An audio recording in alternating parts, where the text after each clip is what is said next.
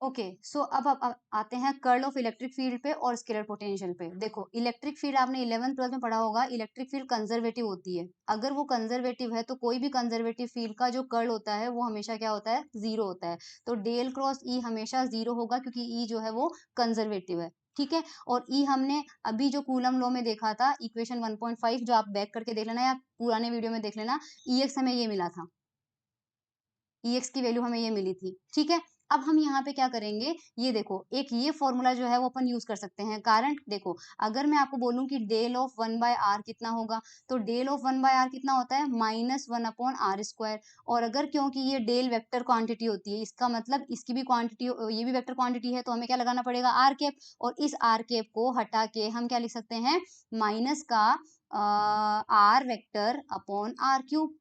अब r को आप क्या लिख सकते हो, r वेक्टर को आप लिख सकते हो x vector minus x prime vector.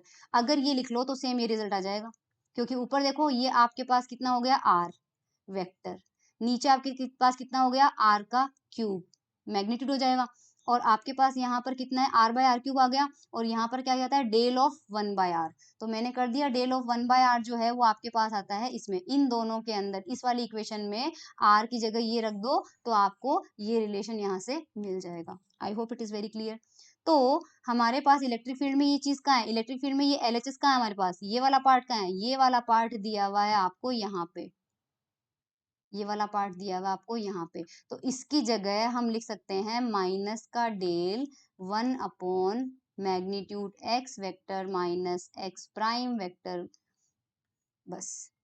तो इसकी जगह जब ये लिखोगे तो हमें क्या मिलेगा, ये मिलेगा, आप रख के देख लेना, हमें ये मिल जाएगा। ठीक है, अब हमें पता है कि एक जनरल चीज, जो बीएससी फर्स्ट ईयर इलेक्ट्रोमैग्नेटिज्म के अंदर हम पहला चैप्टर पढ़ते हैं डाइवर्जेंस और कर्ल के अंदर, तो वहां पर हम बहुत सारी प्रॉपर्टीज पढ़ते हैं डाइवर्जेंस की या इस डेल वेक्टर की। तो हमने वहां पर एक चीज पढ़ी है, curl of divergence of any scalar field, यानी कि curl of divergence of any vector field, या देखो यहाँ पे sorry gradient of, curl of the gradient, क्योंकि डाइवर्जेंस होता तो डॉट लगता, पर डॉट नहीं लगेगा, स्केलर क्वांटिटी है। तो curl of gradient of any scalar, तो यहाँ क्रॉस लगाया मतलब कर्ल हो गया, सिंगल डेल लगाया मतलब ग्रेडियंट हो गया, और साई लिया है, ये क्या है, मान लीजिए ये स्केलर फंक्शन है, स्केलर ही होगा। तो curl of gradient of any scalar function is always zero. अब हमें क्या मिल रहा है, हमें मिल रहा है, अभी आ जाओ आप यहाँ पे, अब आ जाओ आप यहाँ पे हमारे नोट उसमें बोर्ड पे आ जाओ। हमें पता है curl of gradient of any scalar function is zero, और हमें अभी अभी मिला है del cross E is equals to zero. और ई के एक्सप्रेशन में हमें मिल रहा है 1/4πε0, साथ में डेल ऑफ कुछ कुछ मिल रहा है, यानी इस ई के अंदर अगर मैं इसकी वैल्यू पुट करूं तो डेल क्रॉस समथिंग समथिंग 4/ε0, साथ में यहाँ पे डेल ऑफ कुछ कुछ आएगा। तो यहाँ पे एक डेल जो आ रहा है वो क्रॉस में आ रहा है, और एक डेल जो आ रहा है वो किसी फंक्शन पे लग रहा है। और अगर यहाँ पर भी डेल आ रहा है, क्रॉस में आ रहा है, फिर डेल आ रहा है, फिर किसी फंक्शन पे लग रहा है, इसका मतलब ये है कि ये जो ब्रैकेट के अंदर वाली क्वांटिटी है, डेल को छोड़ के, इस डेल को छोड़ के और इस डेल को छोड़ के, बाकी सारी क्वांटिटी जो है वो साई को रिप्रेजेंट करेगी, या फिर किसी ना किसी स्केलर फंक्शन को रिप्रेजेंट जरूर करेगी। क्योंकि कर्ल ऑफ ग्रेडियंट, जहां पर कर्ल और ग्रेडियंट साथ में आ जाते हैं तो वो जिस भी फंक्शन पे लगेंगे वो कोई स्केलर फंक्शन होगा। और इलेक्ट्रिक फील्ड में क्योंकि डेल क्रॉस ई जीरो था, और हमने देखा कि ई जो है वो ग्रेडियंट आ रहा है, ग्रेडियंट के अंदर कुछ भी ले लो, इस 1/4πε0 को भी अंदर ले लो, तो अपने पास क्या आ जाएगा, डेल्टा आ जाएगा। तो -1/4πε0 इंटीग्रेशन रो एक्स प्राइम d3x जो है वो सारा का सारा हमारे पास क्या आ जाएगा, जो भी है डेल का। तो यहाँ पर अब वापस चलते हैं अपन, तो इलेक्ट्रिक फील्ड ये है, तो यहाँ पर यही चीज लिखी हुई है जो चीज मैंने आपको बताई, इसलिए हम यह क्या कर सकते हैं कि हम इसको कोई स्केलर फंक्शन मान सकते हैं। अब अगर कोई स्केलर फंक्शन इसको मान लेते हैं जो भी डेल के अंदर आया हुआ है, इसके अंदर ये वाला पार्ट पूरा, और साथ में -1/4πε0, इस फंक्शन को अगर मान लीजिए हम फाई मानते हैं, तो जो फाई होगा वो हमारा क्या होगा, ये पूरा फंक्शन होगा। देखो ये वाला फंक्शन एज इट इज यहाँ लिखा हुआ है, और अगर ये फंक्शन अपन फाई मानते हैं तो फिर ई में क्या रिलेशन होगा, ई इज इक्वल्स टू, केवल डेल्टा ही तो छोड़ा है हमने, डेल्टा छोड़ा है और एक माइनस छोड़ा है, तो माइनस डेल, और बाकी सारे टर्म को तो किससे रिप्लेस कर दिया, फाई से रिप्लेस कर दिया। करेक्ट, तो हमारे पास यहाँ पर यहाँ आएगा लिखना आपको नोटबुक में ये है, ये पूरा लिखना पड़ेगा, यहाँ से लेकर यहाँ तक आपको पूरा लिखना पड़ेगा कि हमें पता है curl of gradient of any function is 0। Okay, फिर लिखना है आपको, हमें पता है डेल क्रॉस ई 0 होता है। उसके बाद हमें ये लिखना है कि the electric field is derived from a scalar by gradient operation, since one function of position is easier to deal with than 3, it is worthwhile concentrating on the scalar function and giving it a name. Consequently we define, या फिर directly यहाँ से लिख लो, we define the scalar potential phi x by the equation E is equal to minus del phi, और phi यहाँ पे ये होगा, this is called electric potential. ये आपके पास होता है इलेक्ट्रिक पोटेंशियल। ठीक है, एफ इज इक्वल टू हमारे पास क्यू ई होता है, जो हम पहले पढ़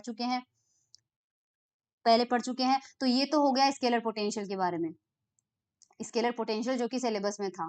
ठीक है, ये तो हमारा हुआ स्केलर पोटेंशियल के बारे में। और कर्ल का भी आ गया, डेल क्रॉस ई 0 होता है, तो इलेक्ट्रिक फील्ड का जो कर्ल है वो भी आ गया कि इलेक्ट्रिक फील्ड जो होती है वो कंजर्वेटिव होती है। तो सिलेबस में जो चीज मेंशन थी वो तो आ गई, बट पोटेंशियल को थोड़ा सा आगे और डिस्कस करते हैं। हमें पता है कि किसी चार्ज को जब किसी इलेक्ट्रिक फील्ड में रख दिया जाता है तो उस पर फोर्स लगता है क्यूई। तो अगर उस चार्ज को उसी फील्ड में किसी पॉइंट ए से बी तक मूव करवाना है तो आपने पढ़ा होगा वर्क डन कितना होगा, minus a to b F dot d L.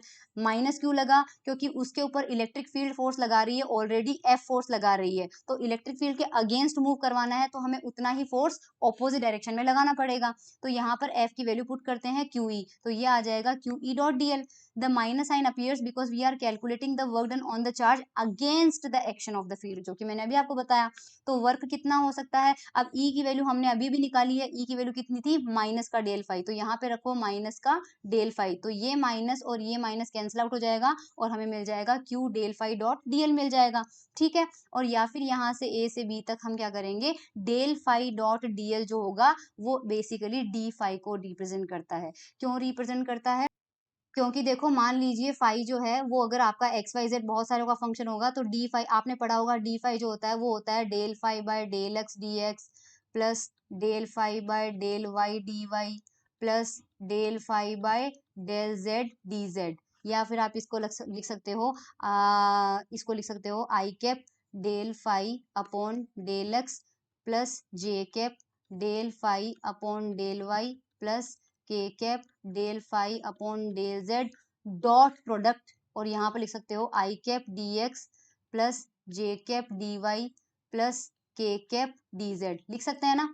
और ये हमें पता है ये क्या है, डेल फाई है, डेल फाई, और ये कितना है, डीएल है, डिफरेंस है। तो डेल फाई डॉट डीएल को क्या लिख सकते हैं अपन, डी फाई लिख सकते हैं। यहाँ पे मैंने पार्शियल डिफरेंशिएशन किया है, अगर फाई जो है वो एक्स वाई जेड का फंक्शन है तो डी फाई जो है वो इस तरह से दिया जाता है, पढ़ा है मैथ्स में आपने। तो डी फाई लेंगे तो वहां पर ले लेते हैं डी फाई, तो इसकी जगह क्या ले लिया, डी फाई। अब सिंपली क्या है, लिमिट लगेगी तो phi B minus phi A, ये हमारे पास वर्क डन हो जाएगा। और यहाँ पर डायग्राम आपको ये कहीं बताना है, इलेक्ट्रिक फील्ड है, इलेक्ट्रिक फील्ड यहाँ पे क्यू चार्ज रखा हुआ है, इस पे फोर्स इधर लग रहा है, हमें इसके अपोजिट यहाँ पे ए से लेके बी तक मूव करवाना है, और ए से बी तक में मूव करवा दिया हमने तो हमारे पास फोर्स आ गया।